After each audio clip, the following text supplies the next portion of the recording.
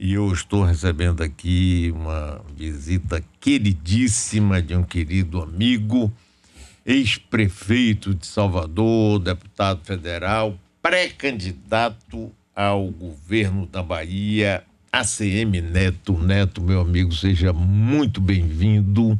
Bom Um dia, abração, Mário. e vendo que o negócio tá andando bem pro seu lado. Me conte aí como é que vai você, rapaz. Bom dia, querido amigo. Uma alegria enorme estar aqui mais uma vez. Um bom dia enorme também.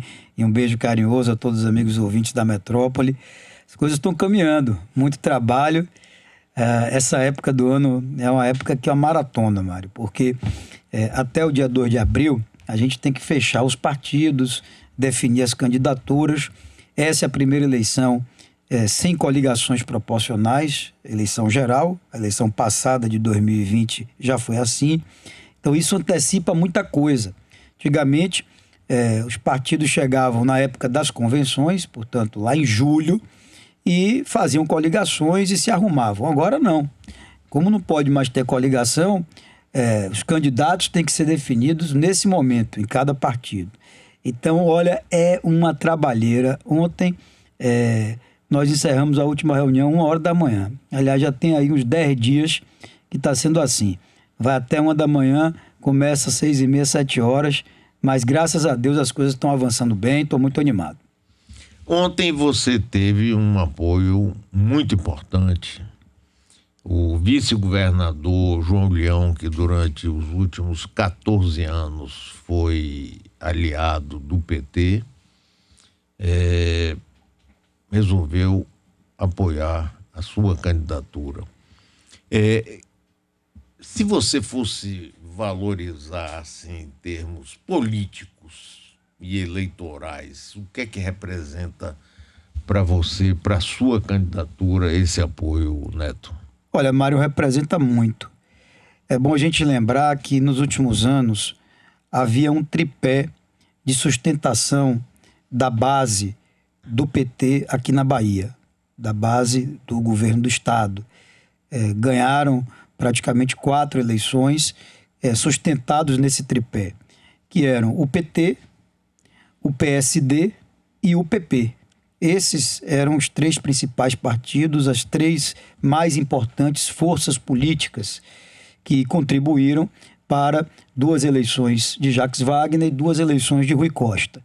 É óbvio que, trazendo para cá um desses pilares, a gente muda a configuração política do Estado. A gente começa a promover um novo desenho político na Bahia. Mas também é importante, Mário, para dar um sinal da amplitude do governo que eu pretendo fazer. Eu não vou fazer um governo com amigos. Eu não vou fazer um governo para aliados.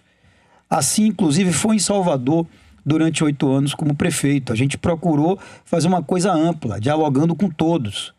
O PP tem na figura de João Leão uma grande expressão, mas também é um partido que tem na Bahia 4 deputados federais, 8 deputados estaduais e mais de 100 prefeitos. É um partido que está organizado em todo o estado. Em número de prefeituras, inclusive, o PP tem mais do que o próprio União Brasil. E João Leão é uma figura que tem uma experiência muito grande, conhece o estado todo, participou desses últimos anos como vice-governador, como secretário. Então, ele vai trazer também conhecimento para uma futura gestão.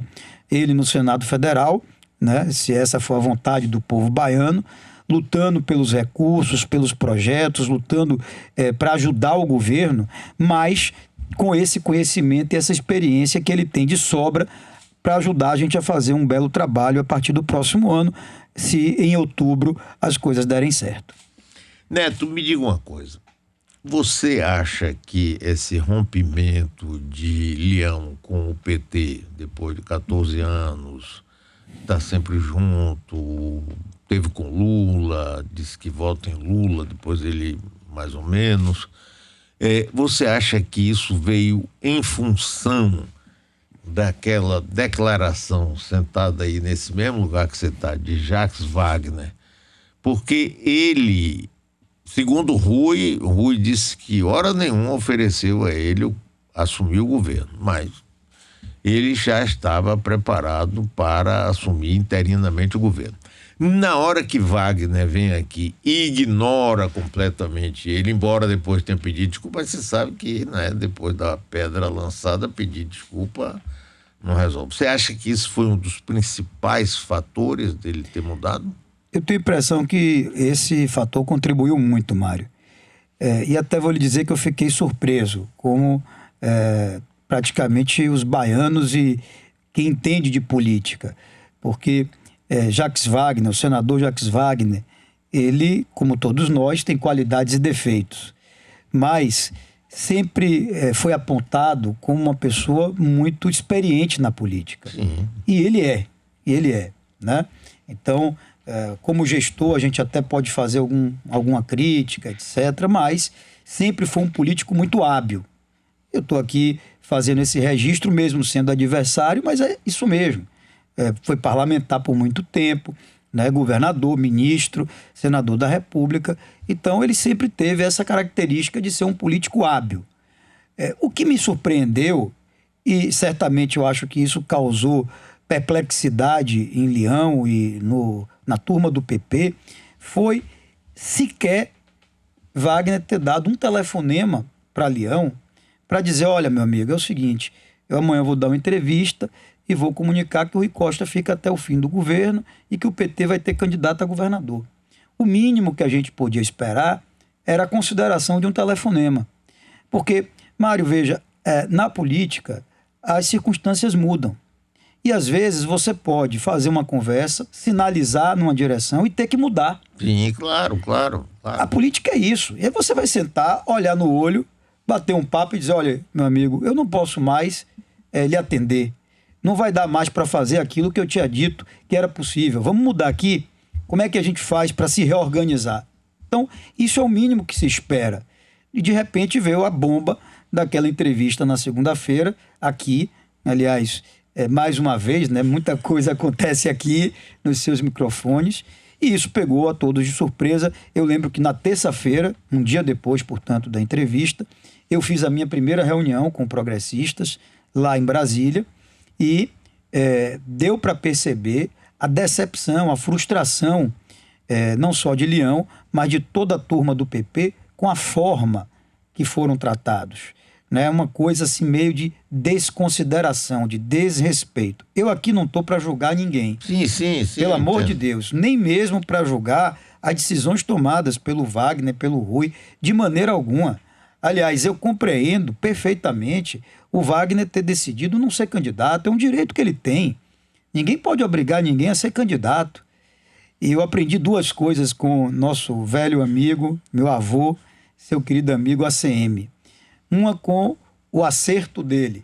Ele dizia assim: olha, nunca diga ao sujeito que não seja candidato se ele quer ser. Então, se o cara quer ser candidato, deixa ele ser candidato. A outra coisa aí eu já aprendi com o erro dele. E eu me lembro muito do episódio de 2004. Você jamais pode chegar para um sujeito que não quer ser e mandar ele ser. É pior ainda. Eu lembro que em 2004 eu estava com a CM, com você, lhe dando entrevista ao vivo, na Band. Isso. E lançou o então senador César Borges, candidato a prefeito sem de Salvador. Falar com ninguém. Com ninguém, porque naquela época ele estava meio ali, né, a coisa não estava tão boa com Paulo Souto, com Embaçaí. Isso. Paulo Souto era governador, Embaçaí era prefeito. Então ele foi lá e deu aquela entrevista e fez o fato consumado. Foi. Para não poder voltar mais atrás. Tá certo? Mas eu lembro que César, naquele momento, não queria ser candidato de verdade. A prefeito de Salvador. Então, a primeira coisa para o sujeito ser candidato, ele tem que querer muito. Principalmente ao governo da Bahia, que é uma campanha dura e depois uma tarefa mais dura ainda. Então, assim, eu respeito muito a decisão do senador Wagner. Agora, a condução política do lado de lá acabou gerando esse elemento surpresa, que foi a possibilidade da gente construir uma aliança com os progressistas, que, sem dúvida alguma, traz muito mais força, nesse momento, a nossa pré-candidatura. Não, foi bom você lembrar isso. Eu tenho até foto dessa entrevista lá na Band. Foi você que foi com ele. Eu fui com ele. Aí no meio da entrevista, ele soltou isso. O candidato a prefeito vai ser César Borges. Quando saiu, ele virou para mim, para você, e diz aí ele virou e disse assim: Mário, vê se ajuda aí com o Paulo para ele engolir melhor essa e com Embaçaí. Embaçaí não engoliu nunca, porque Embaçaí chegava aqui para mim cantando uma música que estava na época na moda e dizia assim: não tô nem aí, e bom, e deu no que deu. E deu no que deu. Ô Mário, na verdade, isso aí que acontece na política, aliás, como na vida, né? Os ciclos, eles se encerram. Então você tem ciclos. Na época, a CEMI ganhou aquele governo em 90. Foram 4 governos consecutivos, 4 vitórias consecutivas, 16 anos no poder. Chegou no momento, né, que dentro do grupo haviam muitos problemas, haviam brigas, havia uma espécie de guerra fria ali. Isso depois resultou em sucessivos erros. E aí veio a derrota em 2006 para Wagner, aquela derrota surpreendente, que encerrou um ciclo. E é isso mesmo. Ninguém pode achar que vai ficar para sempre no poder. E o bom da democracia, né, a beleza da democracia é essa possibilidade de alternância. E eu tenho dito isso, o PT cumpriu aí 4 mandatos, 16 anos, e eu não vou chegar agora para dizer que foi tudo errado, que é tudo ruim. Ao contrário, existem coisas boas que foram feitas e que nós vamos preservar se eu for governador, se eu tiver essa oportunidade. Agora, é o momento da gente oxigenar, trazer alguma coisa nova, né? Fazer um desenho novo na política e dar oportunidade para também ideias novas. E é isso que eu venho pregando. Então eu acho que esses desentendimentos que aconteceram lá, esses desgastes, e eu não vou entrar aqui em questões que eu não participo da intimidade deles e não me sinto à vontade para comentar e nem especular. Mas isso é reflexo, é resultado do encerramento de um ciclo. Porque esgaça mesmo, né? Chega num ponto que esgaça. Claro. Então, é hora de mudar. Eu acho que essa própria desarrumação política reforça o que a gente vem pregando, que é momento agora de dar início a um novo ciclo. Eu estou conversando aqui com meu queridíssimo amigo ACM Neto, forte pré-candidato ao governo da Bahia, segundo todas as pesquisas. E quando você vai completar a chapa?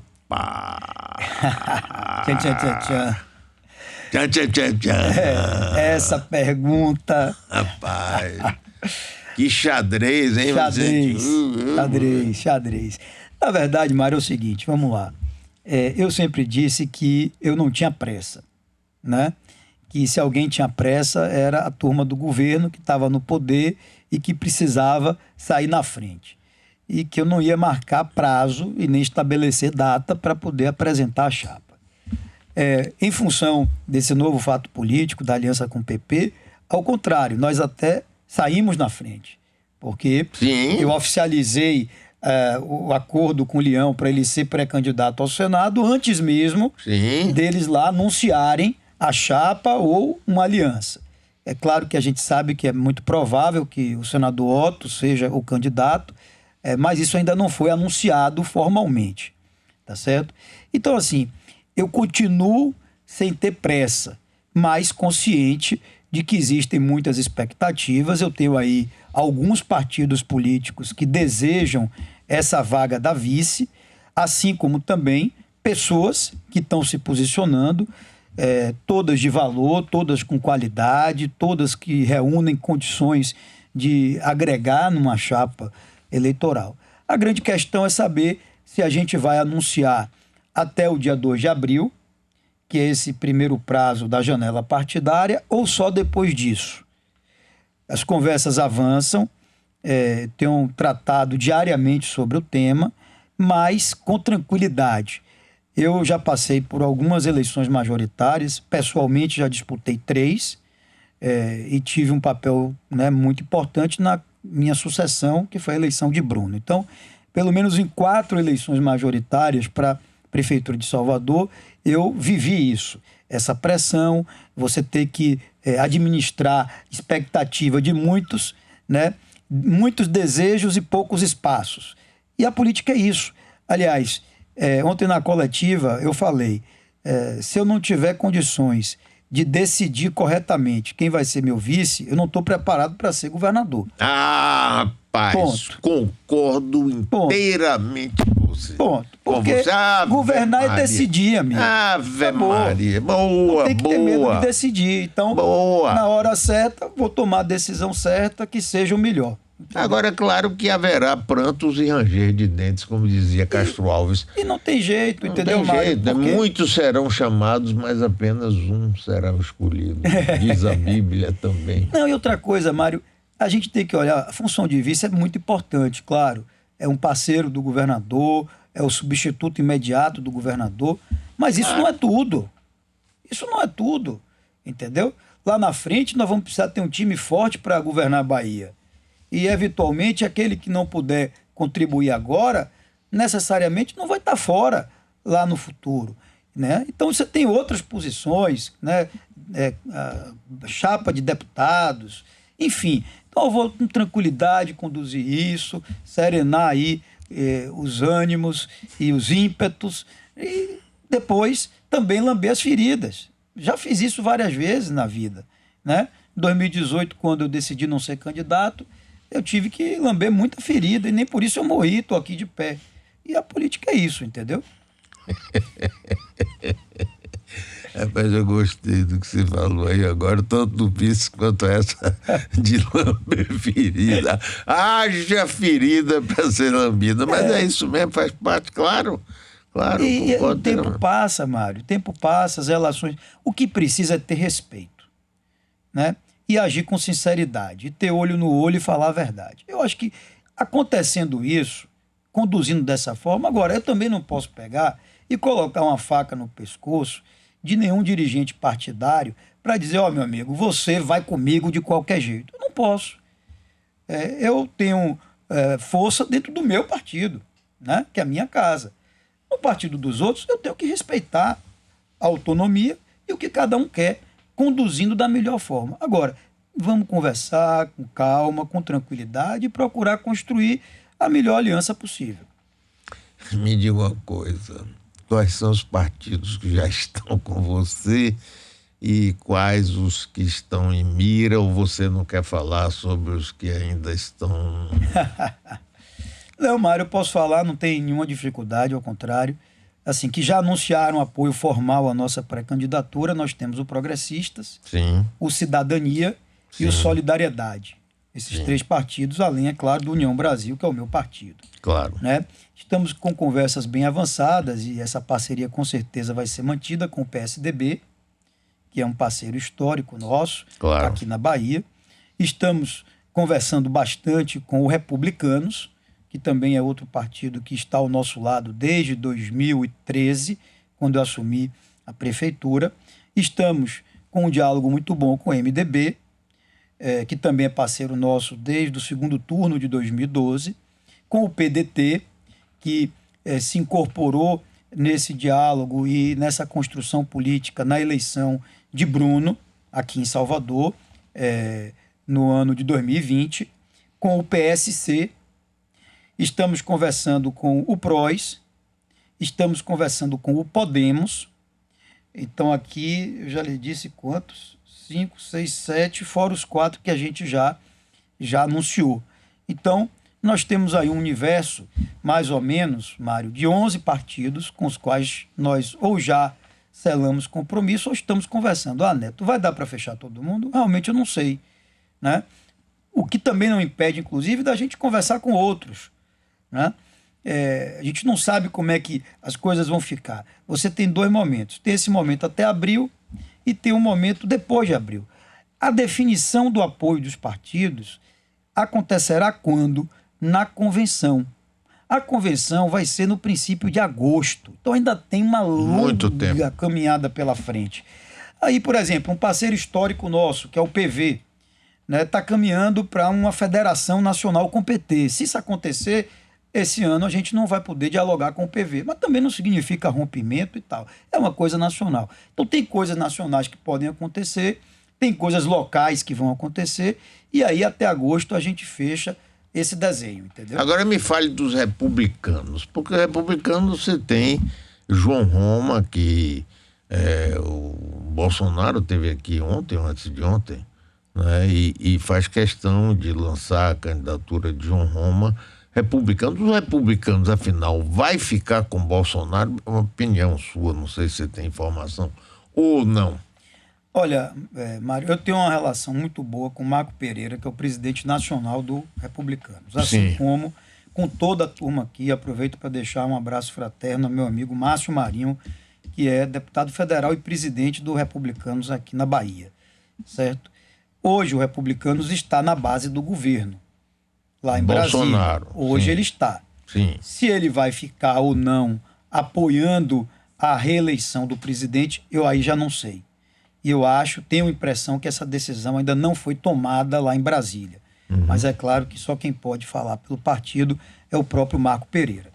Independente disso, eu tenho conversado muito com republicanos sobre a questão da Bahia, porque fomos parceiros durante todo esse período, né? A decisão, ela não cabe a mim. Eu tenho que respeitar a decisão dos republicanos. Da mesma forma que eu não tenho condições de lhe dizer sobre o que vai fazer o ministro João Roma. Ele vem sinalizando o desejo de ser pré-candidato ao governo da Bahia, né? Isso pode ser uma decisão dele. Cabe principalmente a ele. Será pelo Republicanos ou por outro partido? Eu, particularmente, estou trabalhando para ter o apoio dos Republicanos, para manter essa aliança com Republicanos aqui. Inclusive, o Republicanos é um dos partidos que a gente conversa com a possibilidade de compor a chapa majoritária aqui na Bahia. É um dos partidos. São alguns, o Republicanos é um dos que pode vir a indicar alguém para a chapa majoritária. Então, eu quero separar, e tenho separado, Mário, essa questão nacional da questão local, inclusive em relação aos partidos. Por quê? Eu tenho várias realidades. O Solidariedade, por exemplo, que já anunciou apoio a mim, apoia Lula. Eu sei disso. Está com Lula, tá certo? Eu estou conversando com o PSDB. O PSDB tem um pré-candidato que é Dória. Eu estou conversando com o PDT. Tem um pré-candidato que é Ciro. Eu estou conversando com o Podemos. Tem um pré-candidato que é Moro. E ontem eu anunciei o apoio do Progressistas, que aqui na Bahia, historicamente, sempre esteve ao lado do PT, inclusive o próprio pré-candidato ao Senado, o vice-governador João Leão, já externou que o desejo dele é estar com Lula.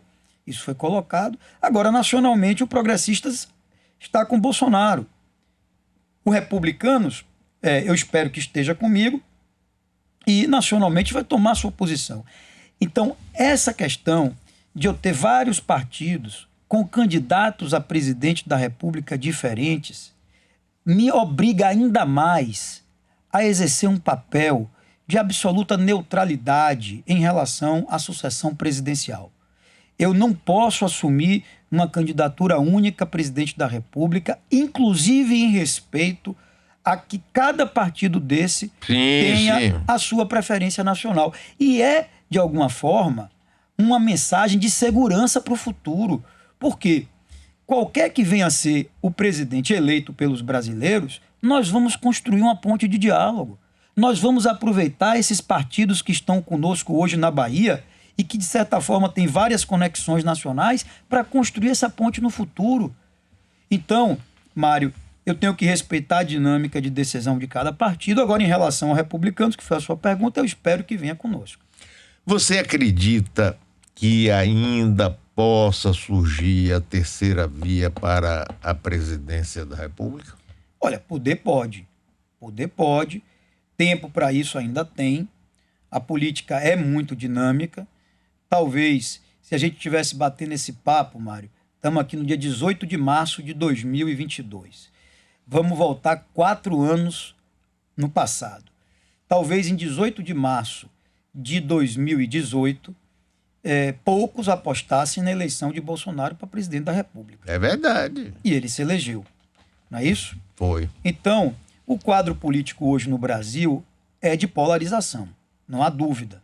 Você tem aí 2 candidaturas mais fortes, a do ex-presidente Lula e a do atual presidente, candidato à reeleição, Bolsonaro. Essas são as duas maiores candidaturas. E tem ali no meio, né, vários partidos e vários nomes. A questão é, essa turma consegue se entender? É a primeira coisa. Porque, realmente, se Dória, Moro, Ciro, cada um for num lance de um projeto pessoal, aí é difícil ter terceira via. É muito difícil. Porque com a pulverização, isso favorece aos dois candidatos maiores, mais fortes, que são Lula e Bolsonaro. Agora, muita coisa pode acontecer, né? A eleição tem as suas surpresas. A gente viu, inclusive, fatalidades, que eu espero que nessa não aconteça. Mas em 2014, infelizmente, teve aquela queda do avião de Eduardo Campos, que mudou tudo. Totalmente. Em 2018, teve a facada de Bolsonaro, que mudou tudo. Então, não tenho bola de cristal, como ninguém aqui tem bola de cristal. Ah, pode acontecer? Pode. Porém, se continuar nas condições atuais, entendeu? Então, nessas condições de hoje, o quadro de polarização está posto. Não vejo como sair disso. Ah, se criar fato político, se surgir algum fato novo, se a turma que está nesse bolo aí do meio se entender, pode mudar? Pode mudar. Então a gente tem que esperar e aguardar o desenrolar das coisas. Você sabe que Lula é muito forte aqui na Bahia. É, muito forte. Muito forte. E tem muita gente falando no voto Neto Lula. Como em São Paulo, por exemplo, teve Dória, Bolsonaro, embora ele tivesse um candidato do partido dele, que era Alckmin, né? Você acha que você pode ter muito voto de Lula com você? O Mário, é o seguinte, vamos lá. Eu estou disputando, hoje eu sou pré-candidato e pretendo disputar o governo do Estado. Eu não sou candidato a presidente da República. Da mesma forma que Lula... Ainda, vá. Bom, aí só o destino e Deus. Sim. Da mesma forma que Lula não é candidato a governador da Bahia. É candidato a presidente. Então, eu não sou candidato a presidente e Lula não é candidato a governador. Tá certo? Então, Lula não é o meu oponente nessa história. Como eu não sou oponente de Lula, né? Nenhum dos candidatos a presidente são meus oponentes. Se você me perguntasse de Bolsonaro, eu ia dizer a mesma coisa, de Ciro, de Dória, de Moro, tá certo? Eu estou disputando hoje uma pré-campanha e amanhã espero ser confirmado como candidato ao governo da Bahia. Então, o que acontece? O eleitor, e é interessante porque tem aquela coisa, não, porque vai chegar aqui fulano e vai dizer vote em tal número e o eleitor vai votar. Pelo amor de Deus, isso é subestimar a inteligência Também acho. e a capacidade de decisão do eleitor. Besteira. O eleitor vai escolher quem quiser. Então, vai ter eleitor que vai votar em Lula e Assemineto? Nenhuma dúvida. Como vai ter eleitor que vai votar em Assemineto e outros candidatos a presidente? Como vai ter eleitor que não vai votar em mim? Ponto. Então, isso é o direito do eleitor de fazer a sua escolha. E ninguém vai tirar isso dos baianos, né? Essa coisa de que tem que ser do mesmo partido, tem que votar. Acabou isso é antigo, é ultrapassado. Eu não vou fazer a minha pré-campanha, tá certo? Amparado em ninguém. Eu não vou pegar uma bengala para ficar andando pela Bahia. Não vou fazer isso. A minha pré-campanha vai ser discutindo o Estado, tratando dos problemas do presente. Vai ser mais propostas, por exemplo, do que ataques aos adversários? Sem dúvida. Eu já decidi isso. Vai ser uma campanha totalmente propositiva. Eu quero falar de futuro. Nós estamos fazendo um estudo profundo sobre a realidade da Bahia. Vamos trazer ideias novas, projetos criativos para o futuro do Estado. E essa vai ser minha campanha. Até porque, Mário, é o seguinte, eu não faço política naquela coisa de ficar atirando pedra, né? Não vou fazer isso. E sei que do outro lado posso até tomar muita porrada. Mas se depender de mim, vamos fazer uma campanha de altíssimo nível. Não vai ser nada diferente disso. Outra coisa, para você foi uma surpresa negativa o fato de Sérgio Moro ter entrado na campanha, aparentemente ia subir rapidamente e estacionou? Bom, Mário, veja, repito, o cenário ele está indefinido, é cedo para a gente fazer prognósticos. Agora, quando o Moro se lançou pré-candidato, havia uma expectativa de que ele podia estourar, né? E rapidamente, inclusive, ocupar a segunda posição. Não estou dizendo que era a minha expectativa, não. Isso foi comentado na imprensa, na política. Geral, claro, claro. E realmente não aconteceu. Hoje, quando a gente olha as pesquisas, e por mais que pesquisa não seja eleição, mas é um retrato ali do momento. O Moro tem um tamanho parecido com o do Ciro, fica ali entre 7% e 8% nas pesquisas, disputando ali a terceira posição, né? Eu não sei até que ponto o Moro ele vai conseguir construir uma base para uma candidatura competitiva. Eu não estou dizendo que não vai, eu estou dizendo que eu tenho dúvidas, né? Mas a aguardar, vamos ver o que é que vai acontecer, porque eu repito, Mário, a gente quando olha Moro, Ciro e Dória, que são os três nomes mais vistosos aí desse meio, tem também a Simone Tebet, mas ainda está com um tamanho um pouco menor, apesar de eu gostar muito dela, acho uma grande parlamentar. Eu também acho. Que é senadora admiro ela. pelo MDB, tá certo? Mas, enfim, quando a gente olha ali a turma, a gente vê até então uma coisa muito do desejo pessoal de ser presidente. Por aí eu acho que não vai. Para tentar desfazer essa polarização, se essa for a vontade desses candidatos, eles vão ter que sentar na mesa e conversar.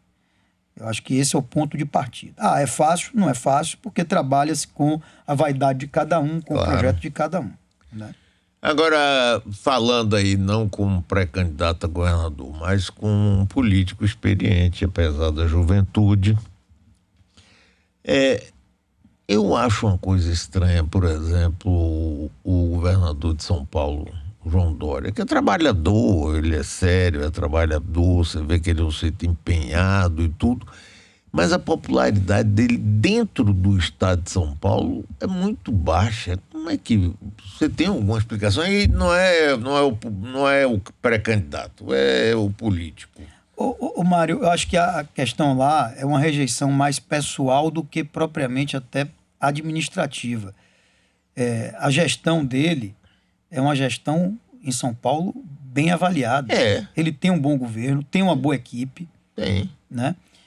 Eu, inclusive, conheço... Teve a vacina, que foi importantíssima. A vacina. Eu acho, sabe o que acontece? Em determinado momento, Dória, eu acho que ele exagerou um pouco na exposição. Entendeu? Eu acho que em determinado momento, aquela coisa meio de marketing e tal, acabou prejudicando ele, e depois até ele recuou. Hoje até a gente vê uma postura diferente. Ele, de um tempo para cá, ficou, digamos, mais concentrado em relação ao papel dele como governador. Eu sempre tive uma relação muito boa com Dória. Mas você se aborreceu dele, quando ele tirou o vice-governador, que era democrata, e passou tivemos um problema em 2021, porque, na minha opinião, ele fez uma condução política de pouca habilidade ali naquele momento. Realmente eu tive que reagir, mas isso é superado, é fato passado. Dória é um cara que tem valor, eu tenho que dizer isso. Não é um cara que está na política para se aproveitar da política, sim. Não é. Agora, tem aquele jeito dele. Eu acho que a rejeição é muito mais ao jeito dele do que ao resultado do trabalho dele como governador em si. Agora, é um cara que está na mesa, que tem que ser ouvido nesse processo, que vai ter que ser respeitado como pré-candidato a presidente. Tem um partido importantíssimo, que é o PSDB. E o maior eleitorado do Brasil, né? Que é São Paulo. Então, você não dá para subestimar, né, o cara que foi prefeito de São Paulo, né, saiu do nada, virou prefeito, depois, mais uma vez, foi lá, peitou e se elegeu governador. Né? Então, dizer, esse cara não ganha eleição, você não pode chegar e dizer isso. Agora, ele tem lá o estilo dele, e eu acho que a rejeição que ele tem em São Paulo está muito ligada a isso. Ele vai conseguir reverter isso para se posicionar de maneira competitiva nesse jogo nacional? É mais uma das perguntas que, como nós não temos bola de cristal, hoje não dá para responder. E Madame Beatriz, que lia passado, presente e futuro, já faleceu. Senão a gente podia fazer. Eu iria com você lá, a gente pega a bola de cristal. E olha que eu gosto de ouvir, viu? Mas eu gosto quando você está assim, alegre, bem, porque as coisas estão bem. Agora, você sabe que quando ele foi eleito prefeito, no primeiro turno, rapaz, saiu quase do zero, pá! Enfrentou uma resistência terrível dentro do próprio partido. O Alckmin foi quem bancou ele. Aí ele me pediu para ser entrevistado. Eu entrevistei ele, eu virei e disse: João, eu estou achando que você está querendo repetir a trajetória de Jânio Quadros. E você vai querer ser candidato a governador? Eu disse: não, não vou, jamais eu iria para uma prévia contra Alckmin. Eu cheguei e disse: não, mas você não precisa ir, você vai para outro partido e pronto. E deu no que deu. E ele realmente se afastou de Alckmin ficou muito chateado, etc. Bom, mas isso é a história. Ele está tentando um pouco o Jânio Quadros, mas nem todo mundo repete a mesma coisa, a história não se repete assim. Agora, vamos entrar nas suas propostas principais para o governo. Olha, Mário, primeiro, a gente está percorrendo a Bahia desde o ano passado, desde janeiro de 2021, para ter uma visão muito atualizada das questões do nosso Estado. Eu já disse aqui e vou repetir, existem pontos positivos que aconteceram ao longo desses 16 anos que nós vamos preservar. Mas a Bahia tem problemas muito sérios e que eu vou trazer para o debate com franqueza, com transparência, com serenidade ao longo dos próximos meses. Não dá para nós estarmos em último lugar na educação pública do Brasil. O IDEB, que avalia a qualidade da educação no país, coloca o ensino médio da Bahia, que é responsabilidade do governo do estado, como o último lugar do Brasil. Aí quando a gente olha, bom, o que é que hoje o governo fala? A responsabilidade não é minha. E é de quem, cara pálida? Aí, quando chega o governador diz, não, a responsabilidade é dos prefeitos, transfere para os prefeitos. Isso não é verdade.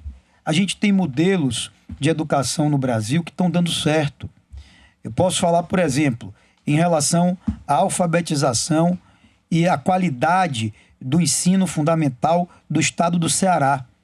Lá, o governo do estado faz um trabalho coordenado com as prefeituras, dá todo o suporte às prefeituras, que vai desde a creche, passando pela pré-escola, pelo ensino fundamental, até chegar no ensino médio.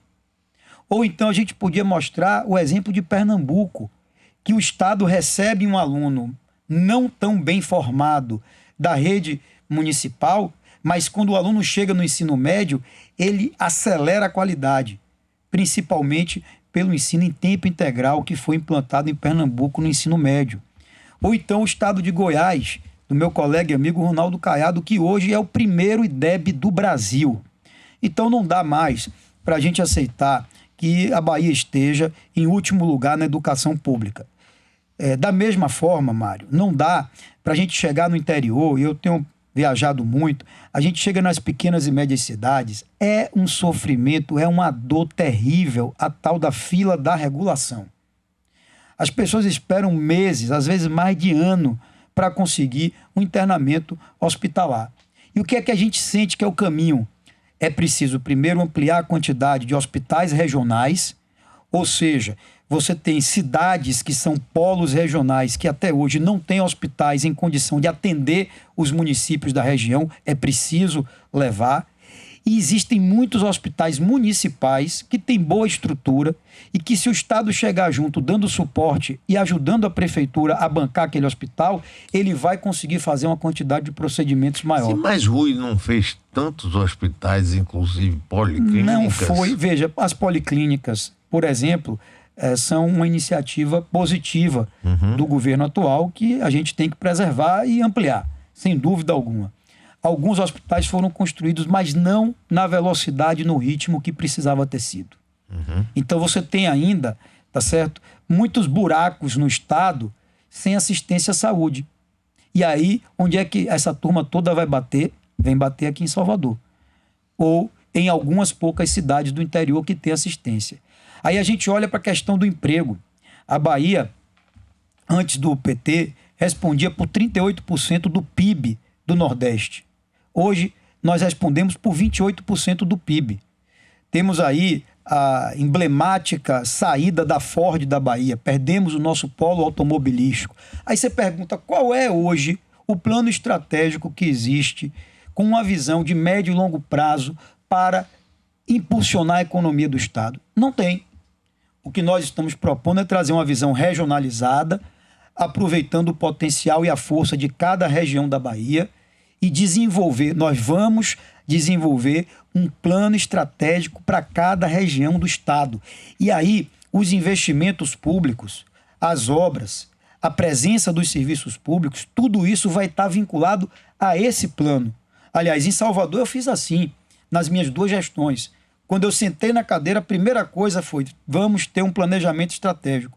Vamos estabelecer quais são as metas, quais são as iniciativas e quais são os prazos para que as coisas aconteçam.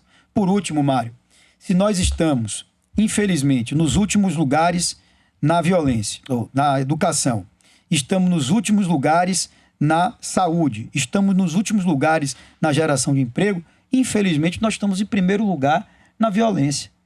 A Bahia, já há muitos anos, é campeã nacional do número de homicídios. A gente está aqui em Salvador, infelizmente tem muitos bairros hoje que estão tomados pelas facções criminosas. Antigamente, a gente ouvia falar de PCC, a gente ouvia falar dessas organizações criminosas, era coisa que a gente só via na televisão, porque só acontecia em São Paulo e no Rio de Janeiro. Hoje está aqui. Dos mais de 290 municípios da Bahia, Mário, só tem 2 policiais, quando às vezes não tem nenhum. Como é que 2 policiais podem dar conta de fazer a cobertura de toda uma área territorial super extensa, com sede, com zona rural? Então, isso não é segurança. Eu acho que, de uma vez por todas, esses problemas podem ser enfrentados. Agora, vão precisar de energia, vão precisar de um governador que se jogue, um governador que chame para si a responsabilidade, que não tenha medo de encarar o problema e que chegue, é claro, com disposição de fazer algumas coisas diferentes. Preservar as coisas boas, mas fazer coisas diferentes para poder impulsionar, sobretudo nessas questões que eu considero fundamentais para o Estado. Eu queria aprofundar um pouco mais o problema da educação. Você sabe que a educação, salvo alguns pontos, como você citou agora, e no passado também teve alguns pontos, de um modo geral, ela é subestimada, tratada de uma forma até política. Você pode ver na história dos secretários de educação quantos foram eleitos deputado federal depois do exercício da Secretaria de Educação. E vejo agora a pandemia, não é, que trouxe também prejuízos enormes para os alunos, que foram obrigados a passar de ano sem saber nada. Então, Neto, se não houver tanto, e eu até converso isso com o Bruno quando encontro com ele, se não houver, tanto a Prefeitura quanto do Estado, um tratamento completamente diferenciado em relação a isso, porque você sabe, a Secretaria de Educação do Estado é pesadíssima, uma burocracia infernal, não é? Uma dificuldade, porque são muitas escolas, o Estado é imenso e fica parecendo aquele elefante que não anda, que precisa tomar um choque. No caso de Salvador, por exemplo, e no caso da Bahia, se você não tiver um plano estratégico feito por um especialista ou vários especialistas de educação, que não precisam ser só da Bahia, pode ser de qualquer lugar, que diga assim, em função, inclusive, da pandemia, como vamos fazer a recuperação do ensino, porque não adianta o menino passar de ano, chegar lá, não sabe nada, não tem habilidade para emprego, não consegue nada e você vai rolando nisso aí. Então precisa ter um choque, meu amigo. É isso aí, Mário. E é engraçado, a gente anda na Bahia e ouve, a gente ouve o depoimento de mães, né, principalmente de mães, dizendo assim, poxa, meu filho foi aprovado automaticamente. Eu não queria que isso acontecesse. Claro. Porque ele não aprendeu. Nada. Isso é o que a mãe diz. É claro, porque não aprendeu, Mário. Agora, veja só, não é porque o Estado é grande, não é porque a Secretaria de Educação é gigantesca, e eu passei por lá no início da minha vida pública como assessor de Heraldo Tinoco. Eu me lembro disso. Convivi lá mais de 3 anos. Nada disso, Mário, é justificativa para dar errado. Porque, por exemplo, você vai para São Paulo. São Paulo é bem maior do que a Bahia. E lá dá certo. Por quê? É a pergunta, meu amigo. Porque tem gestão. E não tem política, porque se você misturar Ponto. educação com política, meu compadre, esqueça a educação. Certíssimo, não pode ter política. Inclusive, Mário, se Deus me permitir ser governador, não colocarei nenhum político na Secretaria de Educação. Vou montar uma equipe técnica qualificada. Já estamos, na verdade, fazendo um estudo profundo do que está dando certo no Brasil. Isso. Eu falei aqui para você já do Ceará, de Pernambuco, de Goiás, de São Paulo, tá certo? Estamos estudando o que está dando certo no Brasil para trazer para a Bahia. E aí tem 2 grandes frentes, Mário, que tem que ser atacadas. Uma frente é a frente de gestão propriamente, porque você tem que redesenhar o modelo de gestão da Secretaria de Educação por conta desse gigantismo, da Bahia ter 417 municípios, você ter escola espalhada em todo lugar. Isso é uma coisa. A outra coisa, meu amigo, é na qualidade do ensino. Tem que interferir. Mário, tá falando de educação, nós temos agora uma oportunidade que não pode ser desperdiçada. Vamos ter 9 bilhões de reais nesses anos para aplicar só na educação. E o caminho, meu amigo, não é apenas construir escola. Não é, não. O PT passou 15 anos, não construiu nenhuma escola. Agora, no último ano, começou a construir algumas escolas por aí. Tá certo? Ótimo. Ainda bem que pelo menos no último ano começaram a fazer. Só que esse não é apenas o único caminho. Nós estamos estudando, inclusive, uma proposta de constituir um fundo, talvez, para aproveitar uma parte desses 9 bilhões, desses recursos que estão vindo dos precatórios, para fazer parceria com os municípios e intervir conjuntamente na formação do aluno desde as primeiras séries. Desde que o aluno está ali pequenininho, começando a aprender a ler e a escrever. Então nós vamos vir com ideias novas, de um lado em gestão, do outro lado em qualidade, mexendo no pedagógico, dando uma sacudida boa dos professores, né, que a gente precisa trazer os professores para essa batalha, né? A gente vê o seguinte, Mário, não é possível o gap, a distância que vai se criar, Mário, pós-pandemia, é uma coisa que vai ser preciso muito tempo para recuperar, meu amigo. Pois é. Agora, inclua Bruno Reis e a Secretaria de Educação no município nessa luta aí, porque é fundamental. Com certeza. É fundamental, porque por mais que você faça força agora, esse gap que você falou aí é terrível. É terrível. Terrível. Olha, Mário, para fechar o assunto, eu, quando assumi a prefeitura de Salvador, a educação estava um horror. Problema para tudo quanto é canto. E Salvador, era preciso ter foco. O que é que eu vou fazer? Salvador tinha uma das piores situações do Brasil em termos de pré-escola. As crianças de 4 e 5 anos. Então a gente estabeleceu um foco. Vamos oferecer vagas, vamos matricular e vamos começar a ensinar as crianças de 4 e 5 anos, que estavam fora da escola. Resultado, nós tiramos Salvador de uma das últimas posições do Brasil e trouxemos Salvador para primeiro lugar. Universalizamos o acesso à pré-escola. 98,8% das crianças de 4 e 5 anos passaram a ter acesso à pré-escola em Salvador, que era o primeiro passo. Aí eu disse, bom, a gente agora tem que ir atrás do IDEB. Salvador foi uma das capitais que mais avançou, tanto no ensino fundamental 1 como no ensino fundamental 2, no IDEB. Aí veio a pandemia. A pandemia muda tudo, mudou tudo. Completamente. Mudou tudo. O esforço que vai ter que ser feito agora por prefeitos e pelo governo do Estado. Isso. E o governo do Estado tem que coordenar isso não pode jogar o problema no colo dos prefeitos, tem que coordenar. O esforço vai ter que ser monumental. E dinheiro tem. Dinheiro tem. Porque muitas vezes a desculpa do governante, não tem dinheiro. Tem dinheiro. 9 bilhões de reais que não podem ser jogados fora. É uma chance única. E nós voltaremos a nos encontrar muitas vezes. Boa sorte para você. Com muita alegria. Com muita alegria.